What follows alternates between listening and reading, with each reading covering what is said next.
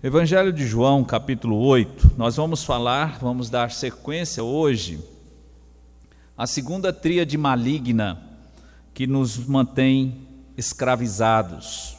Nós iniciamos há 2 domingos passados falando sobre a primeira tríade, ou a cabeça dessa tríade, que é o próprio pecado.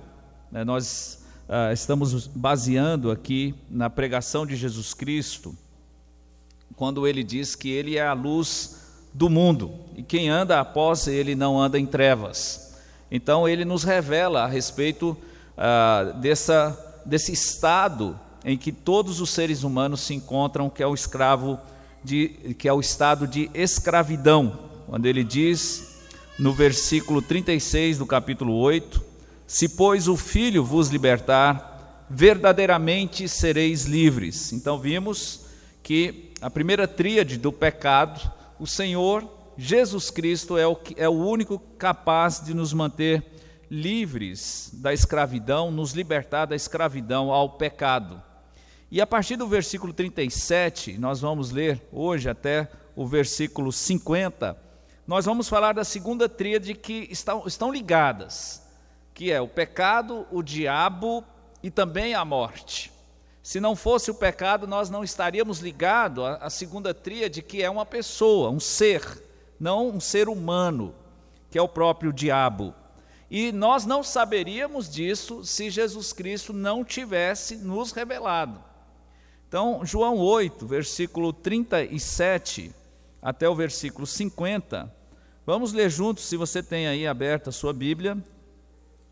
João 8, 37 a 50, diz assim a palavra de Deus: bem sei que sois descendência de Abraão, contudo, vamos todos juntos ler, procurais matar-me, porque a minha palavra não entra em vós. Eu falo do que vi junto de meu pai, e vós fazeis o que também vistes junto de vosso pai.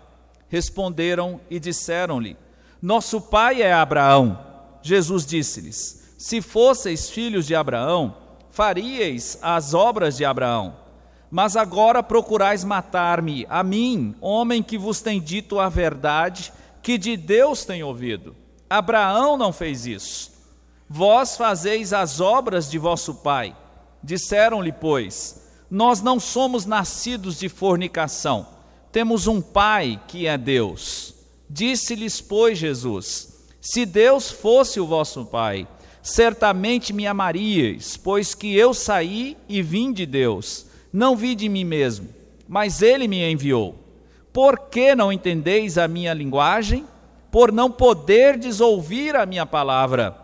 Vós tendes por pai ao diabo, e quereis satisfazer os desejos de vosso pai. Ele foi homicida desde o princípio, e não se firmou na verdade, porque não há verdade nele. Quando ele profere mentira, fala do que lhe é próprio, porque é mentiroso e pai da mentira. Mas porque vos digo a verdade, não me credes. Quem dentre vós me convence de pecado? E se vos digo a verdade, por que não me credes? Quem é de Deus, escuta as palavras de Deus. Por isso vós não as escutais, porque não sois de Deus. Responderam, pois, os judeus e disseram-lhe: não dizemos nós bem que és samaritano e que tens demônio? Jesus respondeu: eu não tenho demônio, antes honro a meu Pai e vós me desonrais. Eu, porém, não busco a minha glória, a quem a busque e julgue. Amém. Já oramos, não é? Agora vamos entender essa sequência do discurso de Jesus Cristo aqui. A atenção aumenta cada vez mais. E nós temos que lembrar que ele está discursando para os líderes religiosos de Israel, para os fariseus. E tem várias pessoas ali que já haviam crido. E ele então diz: olha, se vocês permanecerem na minha palavra, vocês realmente ou verdadeiramente sereis meus discípulos. E conhecereis a verdade, e a verdade vos libertará. Então aquela declaração de Jesus causa um espanto, é uma luz que é jogada ali, causa um espanto nos líderes. Eles falam: como libertar? Ele está falando para o povo de Deus, o povo da aliança, os israelitas. E nós não somos escravos, nunca fomos escravos. Então, na luz ali de Jesus, ele fala, se vocês, quem comete pecado é escravo do pecado. E veja que coisa interessante aqui, porque aqueles líderes que estavam ali, há algum momento atrás, haviam levado uma mulher adúltera, não lembra? Foi pega em adultério, para que Jesus confirmasse que ela deveria ser apedrejada. E nós vimos isso já no início do capítulo. E aí ele fala, se algum de vós está sem pecado, atira a primeira pedra. E eles, acusados pela sua própria consciência, foram largando as pedras, um por um, desde o menor até o maior. E por quê? Mas Jesus não havia dito, se vocês não cometeram adultério, mas se alguém está sem pecado. Nós já tratamos disso. O poder da palavra de Deus em nos convencer do próprio pecado. Eles não tinham autoridade para julgar ninguém, apesar de não ter o mesmo pecado daquela mulher naquele momento do adultério. Eles foram convencidos pela palavra de Deus, pela própria palavra encarnada ali, e pela consciência que vem de Deus, que eles eram pecadores. E aí o discurso continua, Jesus falando que eles não conheciam o Pai, porque Jesus diz que, ele falou, eu vim de cima, vocês são de baixo, vocês são desse mundo, eu não sou desse mundo. E começa o discurso a progredir, até chegar a esse ponto, dele falar, vocês são escravos do pecado, e eu posso libertar vocês. Irmãos, por que Deus tem esse trabalho todo? Porque Ele ama, nós temos que entender isso. Quando Deus e Jesus Cristo fala que Ele é a luz do mundo, Ele vem porque nós todos precisamos de uma iluminação de fora, de Deus, para nós entendermos a nossa posição neste mundo. Primeiro, nós somos caídos, nós somos pecadores e nós não podemos vencer os nossos próprios pecados. Mas aí ele vai prolongar isso como luz e dizer, olha, e tem mais ainda. Vocês fazem aquilo que vocês aprenderam com o pai de vocês. Veja que Jesus não fala logo quem é o pai. E ele fala, nós somos descendências de Abraão. Nós somos descendência dele. Ou seja, Deus que havia feito aquela aliança com Abraão, lembra disso? Que ele fala, eu vou ser o Deus da sua descendência. E eles então estavam satisfeitos nesse ponto, porque eles haviam sido circuncidados, era o povo da aliança, e eles pensavam assim, bom, nós estamos na religião certa, nós conhecemos o único Deus, nós temos a palavra de Deus, não somos como os demais pagãos, nós conhecemos o Criador dos céus e da terra, nós somos então descendência de Abraão, e vamos para o seio de Abraão. Só que então esse discurso se torna ainda mais impressionante, porque Jesus está falando com pessoas que conheciam a palavra e o Deus único. E aí, aquela tensão naquela conversa toda, e eles não queriam reconhecer o seu próprio estado caído, estado de pecadores, e ele vai dizer então, ampliar, que o problema agora é a segunda tríade, que nos liga por causa do pecado.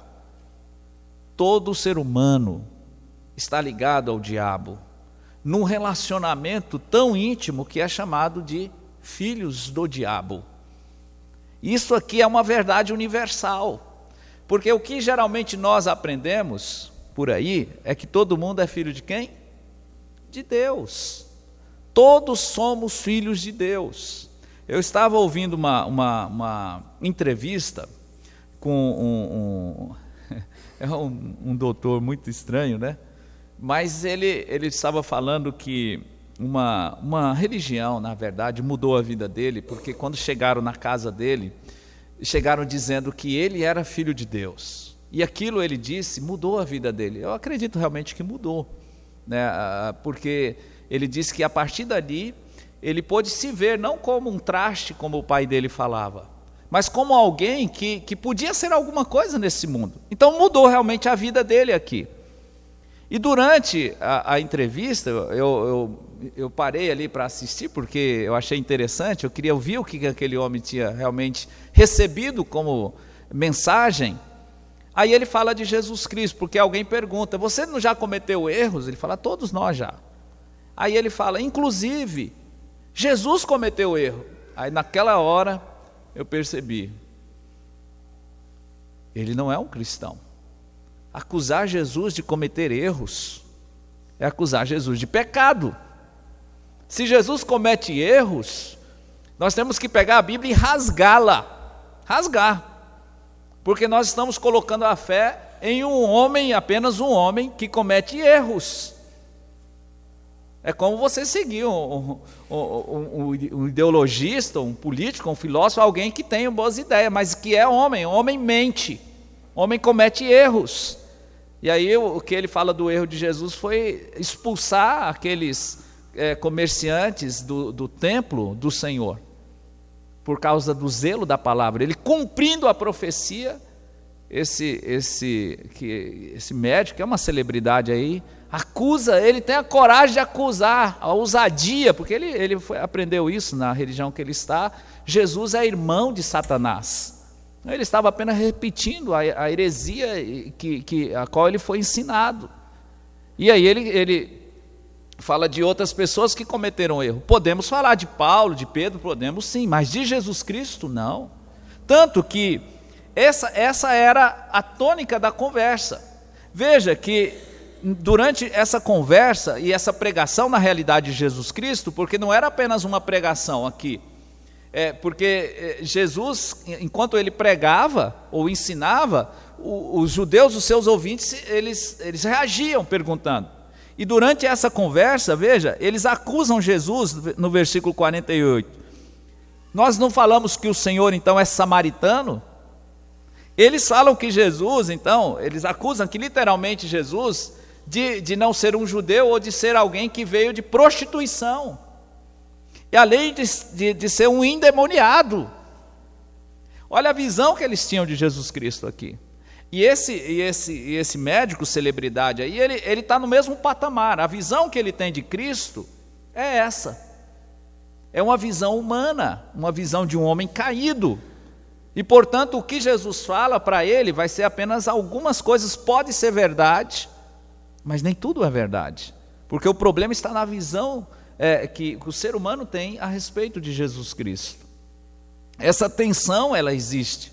Jesus Cristo, ele vai revelar algo, que o ser humano tem uma ligação com o diabo, como um filho tem a ligação com o pai. Mas entenda uma coisa, o diabo não criou ninguém, nunca criou ninguém, porque ele não é criador. Mas no contexto judaico, vamos dizer assim, de ensino, quando um aluno aprendia do mestre, do rabino, havia aquele respeito que você vê muito em Provérbios, né? Do professor ou do mestre tratando o aluno como filho. Filho meu, né? Ouve isso, ouve aquilo, ouve o teu pai, ouve tua mãe. E o aluno chamava o professor de pai, de mestre, como um relacionamento, porque o pai deve ser o mestre primário dos filhos, né? Então essa relação aqui é de alguém que aprende de outra pessoa, como um aluno, como um discípulo. Veja aqui, quando ele fala, no versículo, a partir do versículo 38, Jesus diz assim: eu falo do que vi junto de meu pai, e vós fazeis o que também viste junto de vosso pai. Jesus Cristo está falando, o que eu estou dizendo aqui, vem de Deus. Nota aqui, alguém que está do lado de fora, superior, que é a luz que está vendo a situação humana. E ele fala, vocês são escravos. A prova disso vimos em Romanos 6 e 7. Todos nós pecamos, nós fazemos coisas, às vezes que nós não queríamos fazer. Se nós fazemos coisas que não aprovamos ou que não queremos fazer, é porque somos escravos. E se somos escravos dos nossos próprios pecados e concupiscências, somos contraditórios. Então nós precisamos de uma redenção ou de um libertador de fora, porque o problema está aqui. Isso só poderíamos descobrir, e só descobrimos porque Jesus veio. Mas além disso ele fala, eu falo para vocês do que o Pai me ensina, e vocês fazem o que o seu Pai ensina, as obras dele. E eles reagem, no versículo 39, nosso pai é Abraão. Aí ele diz: se vocês fossem filhos de Abraão, vocês fariam as obras de Abraão. Nós vamos ver no final, depois na última tríade, que Jesus fala que ele vence a morte porque ele viu Abraão, ou seja, Jesus Cristo é o próprio Jeová que chamou Abraão, que fez a aliança com Abraão, que comeu aquele churrasquinho com Abraão. Qual foi a obra, as obras de Abraão? Abraão, em Gênesis capítulo 12, ele é chamado de Ur dos Caldeus. Josué afirma que a família de Abraão e também o próprio Abraão, eles eram idólatras. Então Deus os chama e os tira de Ur dos Caldeus. Então a primeira obra que a gente poderia dizer é o quê? Abraão me ouviu quando eu falei com ele. Eu mandei Abraão sair de lá e Abraão saiu. E você vê a partir do capítulo 12 que Abraão não se envolve mais com idolatria. Abraão começa a construir altares a Deus. Então Abraão começa a trilhar um caminho de fé, porque Deus o chamou. Mas você vai ver também um Abraão que falha, não é? Um Abraão que mente ou não fala toda a verdade a respeito de Sara.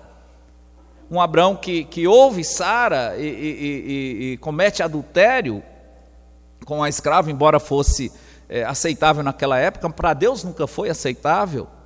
Mas você vai vendo um Abraão no capítulo 14, que reconhece Melquisedeque e conhece também Melquisedeque como sumo sacerdote do Deus Altíssimo, entrega o dízimo a Abraão, a Melquisedeque, e é abençoado. Aí você vê no capítulo 15 um Abraão que se converte. Está escrito, Gênesis capítulo 15, creu Abraão no Senhor, isso lhe foi imputado por justiça. E um homem que é transformado, Deus muda o nome dele. As obras de Abraão. Um homem que no capítulo 21, você vê que quando ele vai crescendo, desde o capítulo 12, ele espera, mesmo cometendo alguns erros que todo crente comete no caminho da sua vida cristã, na sua caminhada, mas não mais como era. E no capítulo 20 você já vê como se fosse um grande gigante de Deus. Ele já com seu filho, talvez já adolescente, Deus fala a Abraão: agora eu quero o seu filho, o seu único filho, você vai sacrificá-lo para mim. Olha só, o filho, Abraão tinha, eu estava estudando sobre Abraão, é algo que emociona, aquele homem, ele tinha um coração assim, bondoso, embora fosse um pecador como nós, mas você vê, ele foi atrás do seu sobrinho, Ló, para libertar Ló. Era alguém que se importava. Quando ele teve que mandar embora o seu filho Ismael, a Bíblia diz que Abraão sentiu muito. E lendo a história de ele mandar embora o seu filho, que Ismael era o seu filho, embora fosse filho com Agar, e ele os mandou embora, porque Deus falou: manda embora. E depois o próprio Deus que mandou ele despedir a Agar e Ismael, encontra Agar e Ismael no deserto, cuida deles e os abençoa. Ele falou: eu vou cuidar do seu filho, Abraão, mas ele não pode ficar com você. Aí no capítulo 21, ele vai falar agora do filho que nasceu com Sara. E ele vai falar para Abraão: eu quero agora ele. Sacrifica Isaque, o seu único filho. E você não vê Abraão brigando com Deus, nem reclamando com Deus. Certamente um homem triste, mas que ele não vacilou, ele coloca a Isaque no altar. E o escritor de Hebreus diz que ele ia realmente matar o seu filho, porque ele acreditava que Deus poderia ressuscitá-lo. Então você vê um homem que tem uma comunhão com Deus. Eu nem falei do capítulo 18, não é? De Gênesis, que é uma outra lição maravilhosa de comunhão e de crescimento de Abraão. Quando ele está sentado na tenda na entrada da tenda da sua casa, aí vem o Senhor, Jeová, com 2 anjos, e ele fala assim: fica aqui comigo, Senhor, senta aqui, eu vou preparar algo para vocês comerem, lava os pés aqui, não passa diante do teu servo. E o Senhor fica lá com ele, e ele manda fazer um churrasquinho, ele come, tem intimidade com Abraão. E aí ele vai saindo, ele manda os anjos para Sodoma e Gomorra, e ele fala: Abraão, vem aqui comigo, chega até um lugar e mostra a cidade de Sodoma e Gomorra. Ele falou: eu não vou esconder de você o que eu tenho para fazer. Eu estou falando, resumindo a história, porque eu sei, Abraão, que você vai ensinar os seus filhos e a sua descendência a minha lei e os meus caminhos. Eu vou destruir Sodoma e Gomorra. E os finais do capítulo final, do discurso, da conversa, na realidade, do diálogo entre Abraão e Deus, é algo que nos choca pela intimidade. Ele fala: Deus, se tivesse 50 justos lá, ele lembrando de novo de Ló, o seu sobrinho, o Senhor vai destruir a cidade, longe de ti que faça tal coisa, o Senhor é o juiz de toda a terra, o Senhor vai matar o ímpio com o justo, longe de ti tal coisa. Olha a intimidade dele com Jeová, o Criador dos céus e da terra. Ele fala: se eu encontrar 50 lá, eu não vou fazer isso, Abraão. E se faltar 10, eu estou me atrevendo a falar com o Senhor, eu sou pó e cinza, mas e se faltar 10? Eu não vou destruir por amor dos 40. E se faltar mais 10, eu também não vou fazer isso. Eu não vou destruir se tiver 30. Até chegar nos 20, né? Aí ele chega e fala, quando chega no número mínimo, ele fala: se tiver um justo lá, eu não destruo. Aí a palavra diz que Abraão volta para sua tenda em paz, porque ele sabia que havia ali um Deus justo, perdoador e gracioso. A intimidade de Abraão. Mas o que você vê aqui? Você vê pessoas religiosas, pessoas que conheceram, assim, olha, eles conheciam de ler o Senhor, e na frente deles estava o Deus que falou com Abraão, que teve intimidade com Abraão. Jesus estava ali. E como é que eles estavam tratando Jesus Cristo? Chamando de endemoniado, falando que ele era um samaritano. E à medida que Jesus falava, eles redarguiam, eles não aceitavam a verdade. Eles conheciam, eles não eram idólatras, eles sacrificavam, eles eram dizimistas até. Se você ler Mateus capítulo 23, leia lá depois. Eles falam: olha, vocês fariseus, vocês tiram dízimo de tudo, vocês atravessam o mar para fazer um prosélito, vocês conhecem a palavra, só que vocês querem me matar. Como é que vocês vão escapar, Deus fala, da condenação do inferno? Mateus capítulo 23. Eles estavam diante do Criador dos céus e da terra e querendo matar o Criador dos céus e da terra. Só que aí vem uma grande verdade: como é que aqueles que conheceram a palavra se tornaram nisso? Como é que aquelas pessoas ali, o Senhor Jesus Cristo vai adiante e dizendo que vocês não são filhos de Abraão de modo algum, porque vocês não fazem as obras de Abraão. Veja o versículo 40 e 41. Agora procurais matar-me, a mim, homem que vos tem dito a verdade, que de Deus tem ouvido. Abraão não fez isso. Qual era a verdade? Agora era: vocês não são filhos de Abraão. E eu estou falando isso porque é verdade. 41. Olha a tensão aumentando. Vós fazeis as obras do vosso pai. Disseram-lhe, pois: nós não somos nascidos de fornicação ou de prostituição. Temos um pai. Quem? Que eles falam que é o pai deles? Deus. Deus é o nosso pai. Nós não somos samaritanos, nós não somos pagãos, somos judeus. Deus é o nosso pai. Está aí o engano. Está aí o engano. Porque se Deus fosse o pai, o que Jesus fala no versículo 42, disse-lhes, pois, Jesus: se Deus fosse o vosso pai, é aqui que está a grande chave de relacionamento. Se Deus fosse o vosso pai, qual a primeira coisa no relacionamento que mudaria com Jesus Cristo? Certamente farias o quê? Me amaríeis. Pois que eu saí e vim de Deus, não vim de mim mesmo, mas Ele me enviou. Você percebeu aqui que ele falou primeiro o resumo dos 3 primeiros mandamentos. Amarás ao Senhor teu Deus sobre todas as coisas. E ele então traz para si esse mandamento. Se Deus realmente fosse o Pai de vocês, vocês certamente me amariam. O nosso relacionamento seria como o relacionamento que eu tive com Abraão. Aqui, olha, só para adiantar um pouquinho, no versículo 56, veja lá, como Jesus afirma que ele teve um contato com Abraão. Versículo 56, ele fala: Abraão, vosso pai aqui, segundo a ótica deles, né? Exultou por ver o meu dia e viu, e alegrou-se. Ele está dizendo: Abraão me viu. E disseram-lhe, pois, os judeus: ainda não tens 50 anos e viste Abraão?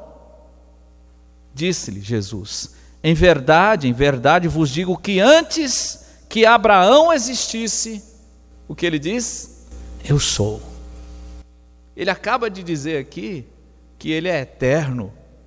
Ele acaba de usar aqui para os judeus que conheciam bem a palavra, ele diz a mesma coisa que o Jeová disse para Moisés. Quando o Senhor aparece ali na sarça ardente, Moisés fala: Deus, qual é o seu nome? Porque eu vou chegar lá para os líderes de Israel e eles vão perguntar qual é o nome de Deus. O que eu vou falar? Qual é o nome do Senhor? Aí o que o Senhor diz? Eu sou o que sou, o eterno, o autoexistente. Eu sou o que sou, eu não preciso de um nome para me identificar. Eu sou. Diz a eles que eu sou me enviou. E agora o eu sou está ali diante deles. Ele se apresenta: eu vi Abraão, e Abraão me viu. E quando ele afirma que é o próprio Jeová, o que eles fazem? Eles pegam em pedras, no versículo 59, para atirarem nele. Por isso ele fala, voltando para o versículo 42, vocês me amariam se Deus fosse o vosso Pai. Por que não entendeis a minha linguagem? Por não poderdes ouvir a minha palavra. A minha palavra, porque é a verdade, é insuportável para vocês. Versículo 44 diz: vós tendes por pai ao diabo, e quereis satisfazer os desejos do vosso pai. Nós vamos investir um pouco do tempo, talvez mais um domingo nesse trecho. Quereis satisfazer os desejos de vosso pai. Ele foi homicida desde o princípio. É interessante essa palavra aparecendo aqui novamente, né? Gênesis capítulo 1, versículo 1. No princípio criou Deus os céus e a terra. João capítulo 1, versículo 1. No princípio era o verbo estava com Deus, o verbo era Deus, falando da encarnação de Jeová, do verbo, do Logos. E agora ele fala desse ser, que era o pai daqueles que estavam ali, mas era o pai espiritual, era o pai intelectual. Vós tendes por pai ao diabo, quereis satisfazer os desejos do vosso pai. Ele foi homicida desde o princípio, não se firmou na verdade, porque não há verdade nele. Quando ele profere mentira, fala do que lhe é próprio, porque é mentiroso e pai da mentira. Agora, nós temos que entender como é que aconteceu esse relacionamento.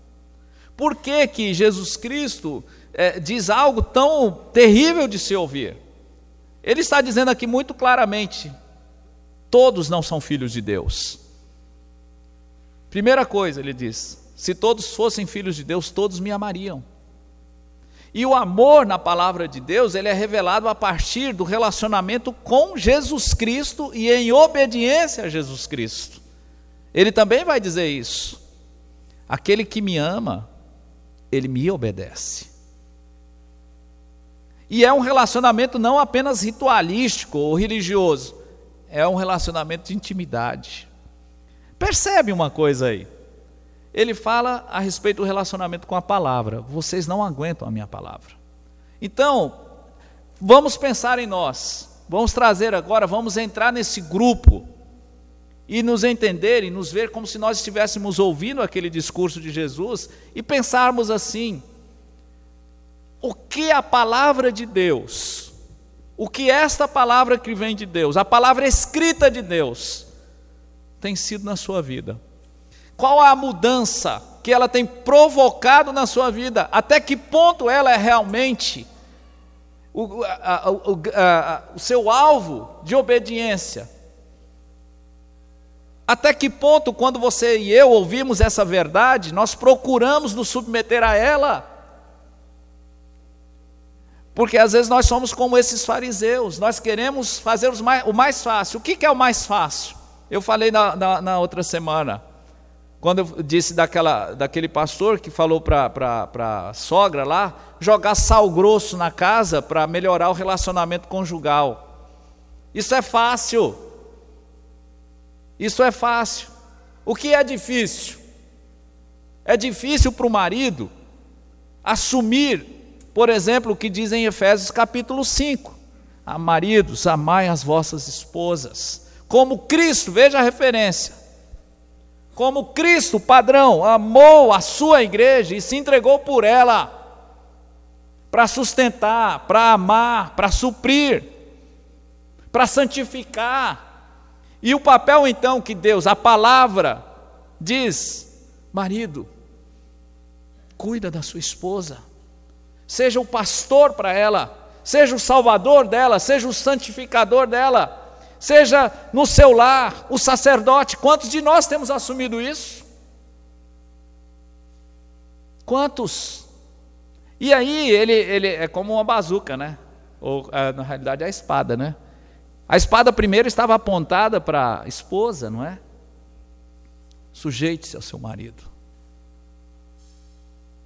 Paulo fala repetidas vezes, Tito e Colossenses, para a esposa: cuida bem do seu marido, cuida bem dos seus filhos, submeta-se a ele, honre, como a igreja faz com Cristo.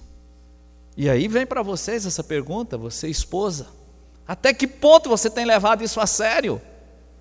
Até que ponto isso tem sido um padrão na sua vida? Mas não, a nossa natureza, ela é uma natureza hipócrita, como a natureza de Satanás. Veja bem isso. Nós naturalmente seguimos os ensinos dele. E aí quando nós vemos as grandes tragédias, grandes crimes, a gente fala assim: é o diabo. Esse homem não pode ter feito isso, ou essa mulher, essa mãe, esse filho não pode ter feito isso, é o diabo. E sabe qual que é a diferença entre nós e o diabo? Está apenas na nossa essência. Ele não tem corpo físico, ponto. Mas nós somos tão ruins quanto ele, porque somos alunos dele. E é o nosso relacionamento com a palavra escrita e com a palavra encarnada, que é Jesus Cristo, que evidencia isso. O diabo, primeira vez que ele se envolve conosco, com a raça humana, com o gênero humano, está descrito em Gênesis, no capítulo 3. Eu gostaria da gente dar uma olhadinha lá. Gênesis, capítulo 3.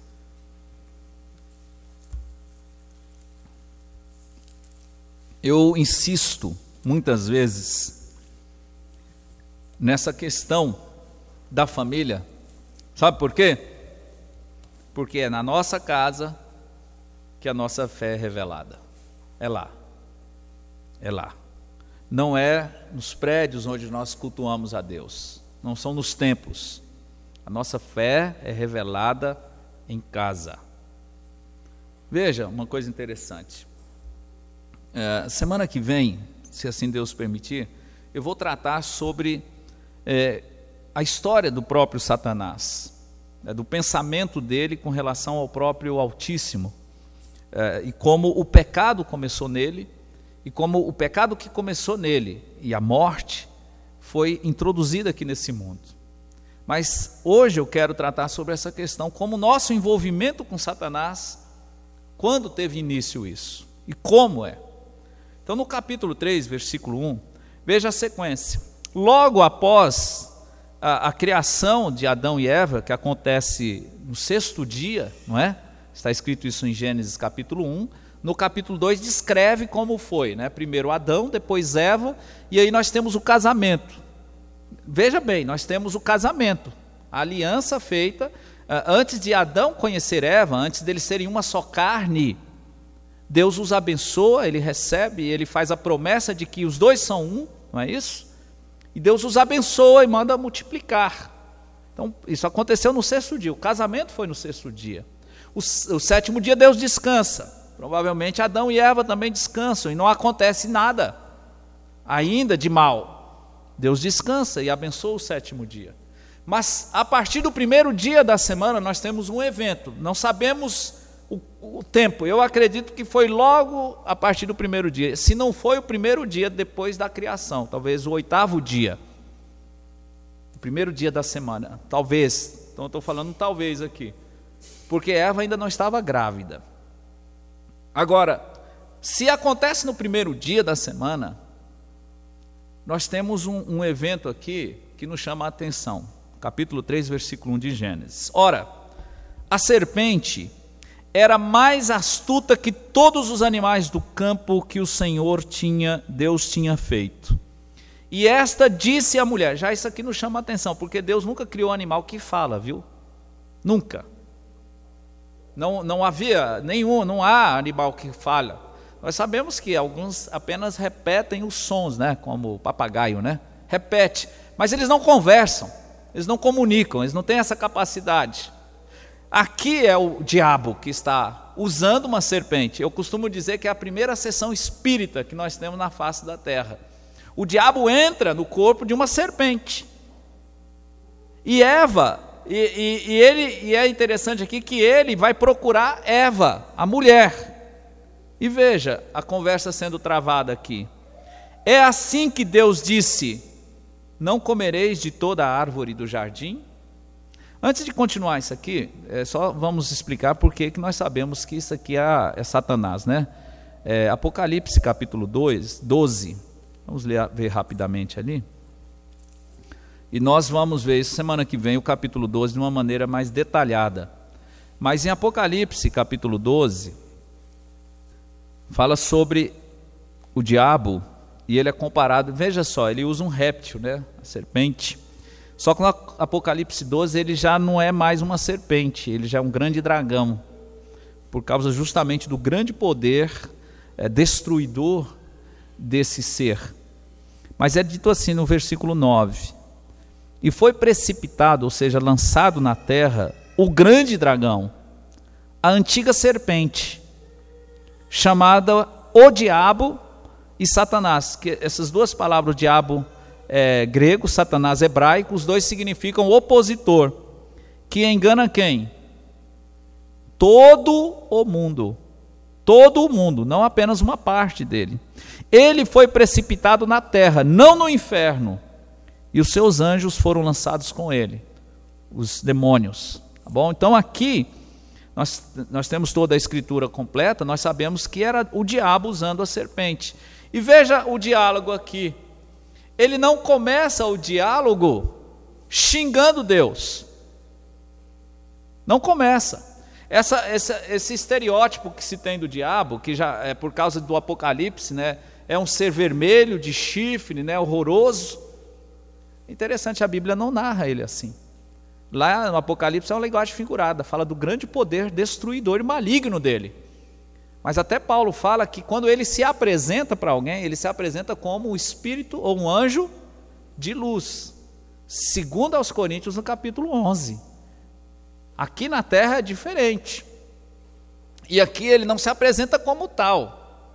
Mas ele vem aqui e toma o corpo da serpente e faz uma pergunta. É assim que Deus disse. Então o diabo, ele não vem dizendo Deus não existe, seja um ateu. Ele não faz isso. Ele vai questionar com Eva, ou ele vai estudar com Eva a respeito do relacionamento de Eva, sabe com quê? Com Deus e com a palavra de Deus. Perceba, essas duas vertentes aqui não vão mudar. Jesus Cristo, lá em João 8, fala, olha, se vocês fossem de Deus, nosso relacionamento seria um relacionamento baseado em amor, em respeito. Vocês me amariam, como Abraão me amou. E se vocês também fossem de Deus, a minha palavra entraria em vocês. Vocês acreditariam em mim. Vocês me obedeceriam. Vocês me seguiriam, não andariam em trevas. Deus e palavra. Aqui, ele fala, Deus disse assim, não comereis de toda a árvore do jardim. Veja que o mandamento é interessante, que ele fala no capítulo 2, só para nós entendermos aqui. No capítulo 2, versículo 16, está escrito, e ordenou o Senhor Deus ao homem, dizendo, de toda a árvore do jardim comerás livremente. Inclusive a árvore da vida também estava incluída aí. Mas da árvore do conhecimento do bem e do mal, dela não comerás, porque no dia em que dela comeres, o que aconteceria? Certamente morrerás. Não há dúvida. Entenda também um fato aqui, que está incluído, está incluso aqui nesse texto. Qual é? Primeiro, que já existia mal e morte, não na terra, mas em algum outro lugar, que a gente vai ver no domingo que vem. Porque como é que ele poderia saber o que é mal, se não existia mal na terra? Como é que Adão poderia saber o que é morte, se não existia morte na terra? Isso quer dizer que vinha de fora. De fora. Tá. Mas aí a serpente chega para Eva, no capítulo 3, versículo 1, ele faz uma pergunta, um trocadilho. Não comereis de toda a árvore do jardim? Ele faz esse trocadilho para quê? Para testar o conhecimento e da palavra e do relacionamento. E disse a mulher à serpente, versículo 2, do fruto das árvores do jardim comeremos. Até aí tudo bem. Mas do fruto da árvore que está no meio do jardim, disse Deus, não comereis dele, nem nele tocareis, para que não morrais. Deus disse para não tocar? Disse? Você não sabe? Você não sabe se ele disse? Isso quer dizer que você está tão ruim quanto Eva. Eu diria até que Eva tinha vantagem, porque era só um mandamento. Nós temos vários, né? Mas se você não sabe se ele disse para não tocar, isso quer dizer que seu estado é um estado perigoso. Porque Satanás foi vencido em duas guerras, em duas frentes, quando ele tentou fazer Jesus Cristo pecar. Jesus Cristo apenas citou o que estava escrito em Deuteronômio. Só a palavra. Veja bem, só a palavra. O diabo falava assim, se tu és o Filho de Deus, faz essa pedra se transformar em pão. Ele falava, está escrito, nem só de pão viverá o homem, mas de toda a palavra que procede da boca de Deus.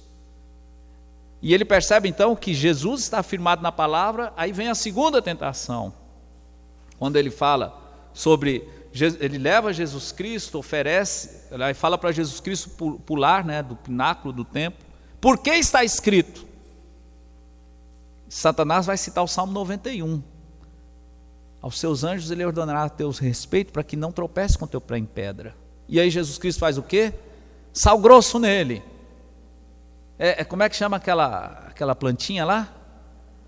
Arruda, né? Espero que você saiba só de cabeça, né? Arruda, sai Satanás! Você tá amarrado, o diabo. O que ele faz? Ele faz isso. Ele faz entrevista, ele faz talk show com o diabo. Qual que é o seu nome?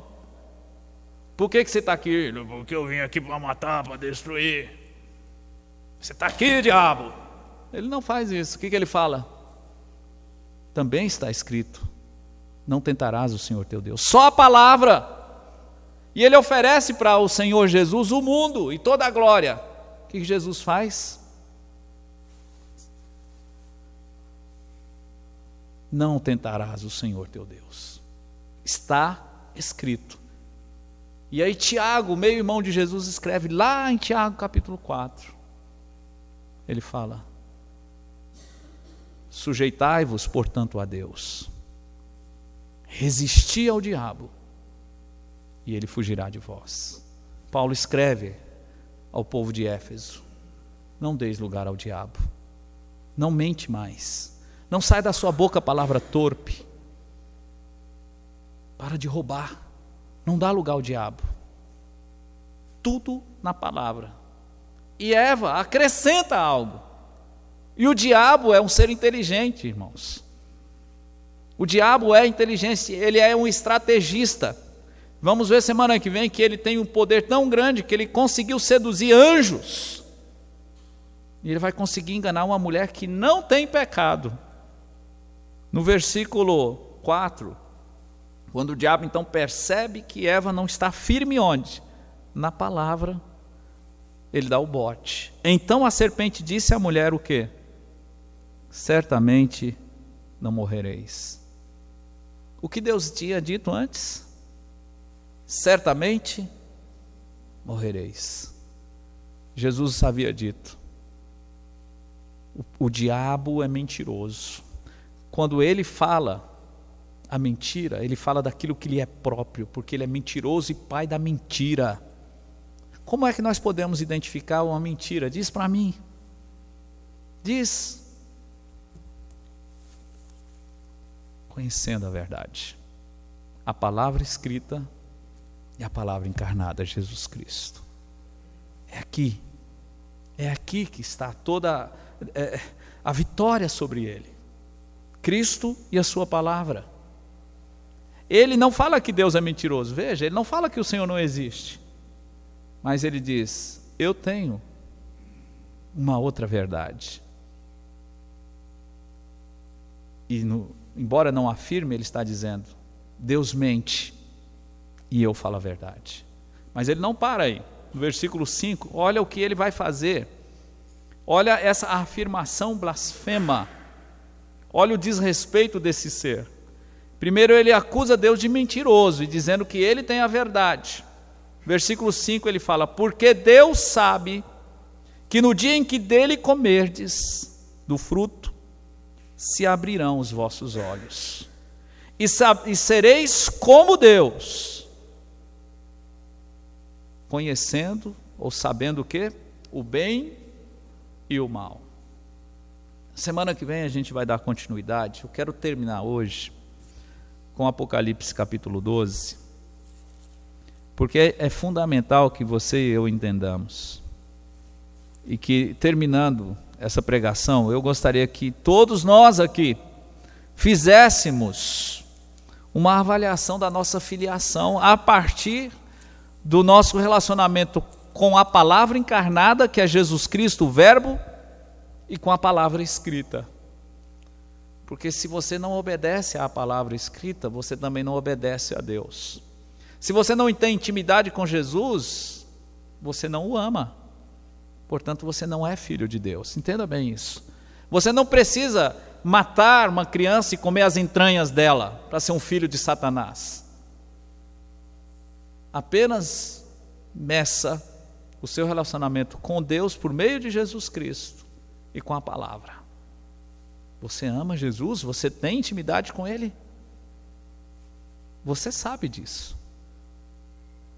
E você obedece à palavra dEle? Agora Apocalipse capítulo 12, quando ele fala sobre a vitória de Jesus Cristo, versículo 10 e 11, ele fala assim: e ouvi uma grande voz no céu que dizia... Tudo isso aqui é uma sequência histórica. Isso aqui é escatológico, é depois da volta de Jesus Cristo. Ela já aconteceu, não é? Mas diz, depois do retorno de Jesus Cristo, que ele efetua a salvação na cruz, ele fala: agora é chegada a salvação, e a força e o reino do nosso Deus, e o poder do seu Cristo. Por quê? Porque já o acusador de nossos irmãos é derrubado, o qual diante de nosso Deus os acusava de dia e de noite. Os acusava. O diabo não acusa mais os filhos de Deus, porque Cristo pagou os pecados deles.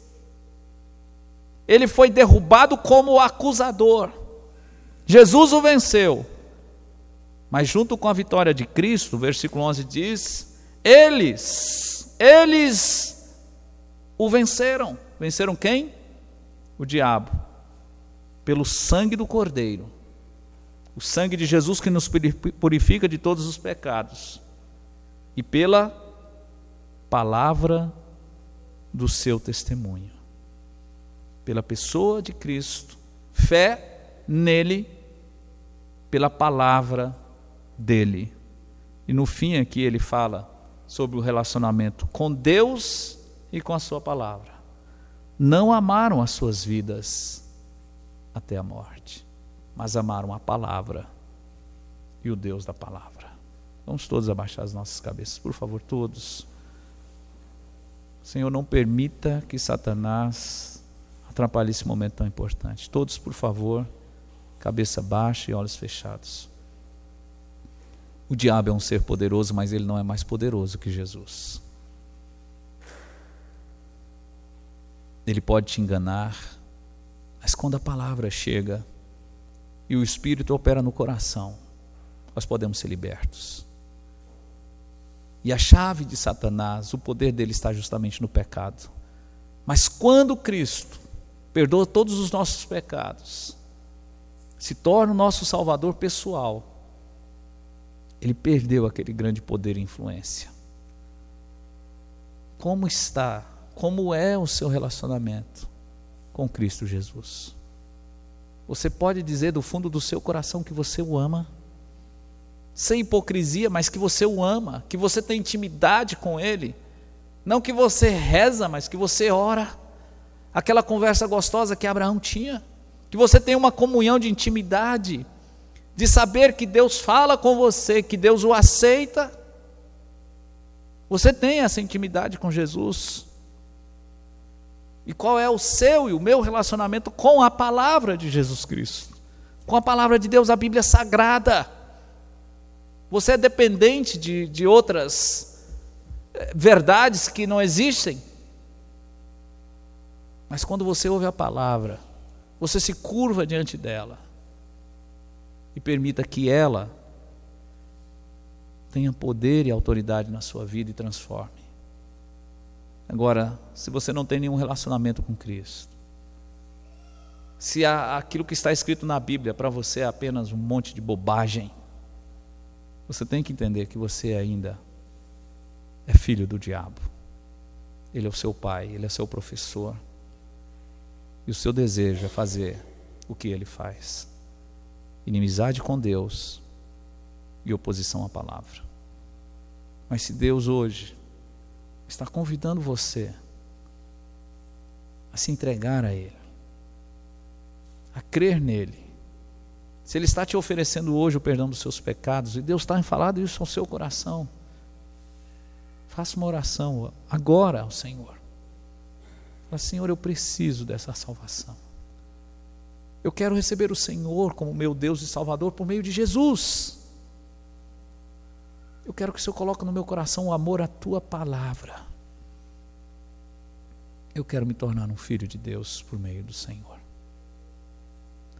Nosso Deus, louvado seja o Senhor, que é a luz que veio a este mundo tenebroso para revelar nosso relacionamento e a nossa escravidão ao pecado e ao diabo.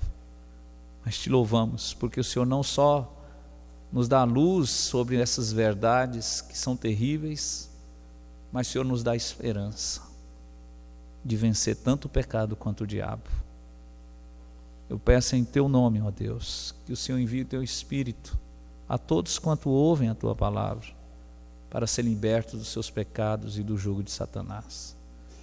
Que o Senhor conduza o nosso coração a amá-lo e a viver para o Senhor. Nós te pedimos assim, Senhor, em nome de Jesus. Amém e amém. Então, se você precisa de ajuda, se gostaria de uma visita, de aconselhamento, pode me procurar, tá bom? Eu terei grande prazer e alegria em poder te mostrar mais na palavra de Deus o que ele diz a respeito disso.